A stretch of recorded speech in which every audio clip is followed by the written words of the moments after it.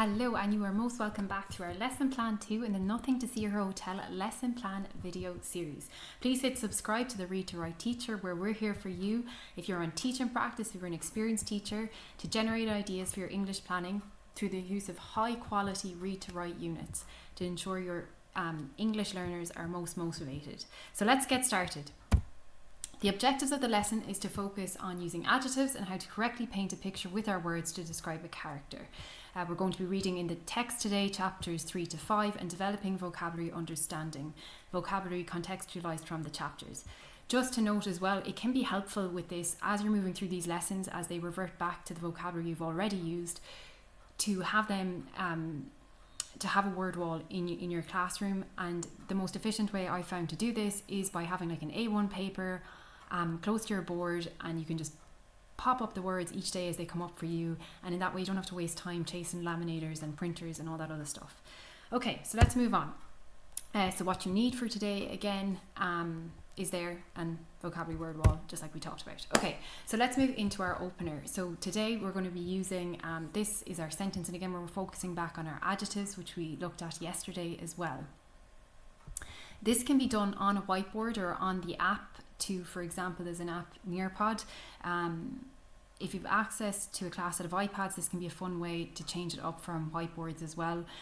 Set up an account free of charge. Use the Collaborate tool board feature, where all the children can upload their up-level sentences and they can see each other's and learn from each other as well. I usually ensure children are clear they must only submit one post and there are no emojis allowed or funny names. The vocabulary focus today is on our new words: terrifying, glinted, belched and frantically. You might want to mix this up a bit from having pictures and the words on, and you might want to come up with sentences. So just like this one here, it was terrifying to see an elephant in my room when I was suddenly awoken by its loud roar. So just saying the sentence and asking kids to think about like the context. What could the word mean? And do it for each of the four ones and have a class discussion to elicit the meaning of the words. And once that's clear, and you can invite children to make up their own sentences around these words, think, pair, share with a particular word. Then we're going to move into our game. And again, research, all that good stuff really shows that this is a great way for kids to have this really positive connection with vocabulary, is to play a game, like a quick, short game. So our game today is going to be called Say Boom, right? So pick 8 kids and divide into 2 teams of 4, have them in 2 rows in the front of the class, and you as the teacher stand in front of them. You call out a definition of a word and of one of these words, so the words that we're using today and also the words we used yesterday. And each of the kids, when they think they know the meaning of the word, when they think they know the word, that you're talking about, they say buzz, or they can also, if you have a buzzer in your classroom, they can hit the buzz and they say the word that they think it is. And the team that gets the word right first is the winner, and it moves on. This can be repeated after the reading time too, to give other students a go, or later in the lesson as well. Okay, so today we're going to be moving into character descriptions.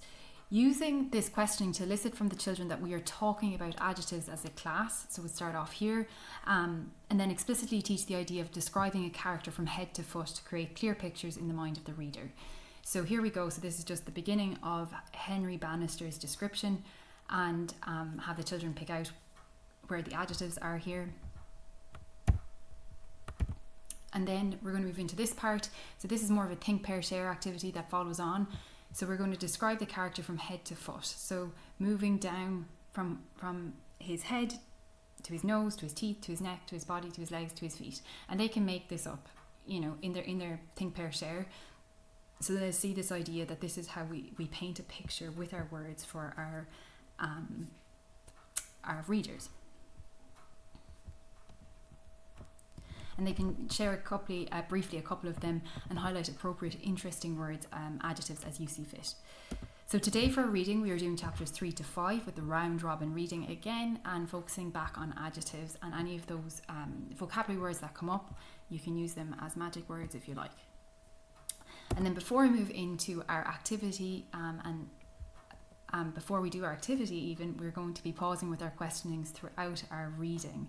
And again, the questions here, they're focused around adjectives, they're focused on different words, thinking questions, inferring questions, and you can use these here.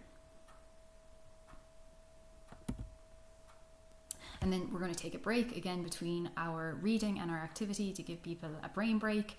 So that might be another game of Boom, it might be some other literacy game, or just a quick movement break. And then we're going to move into describing the character of Granny Regretta. The emphasis, the idea of starting at the top of the character and working down to create clear pictures. It is helpful to have a waggle done, for example, on Henry when you've made up previously, like a cooking show, right?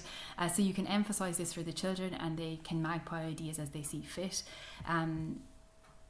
Also for kids struggling with sentence syntax, have sentence starters on the board. You could also have a simple template done that allows them to write a sentence into a template to describe each part of the body of the character, so they don't have to worry too much about setting this up in their copy.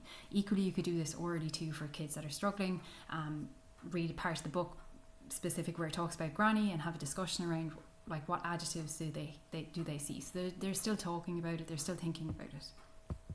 And then of course give the children the opportunity for sharing. Ask children to share their adjectives they liked about each other's writing, and I will always give specific positive feedback. So we want to focus in on adjectives we liked and where appropriate as well. We always talk about like that idea of appropriate adjectives. So it's not a glamorous chair, it's a wooden chair, right? And that can be helpful too. I hope you're finding this video planning English series helpful. Please subscribe to the Read to Write Teacher for more videos just like this, and we will see you hopefully in the next video. Take care. Thank you.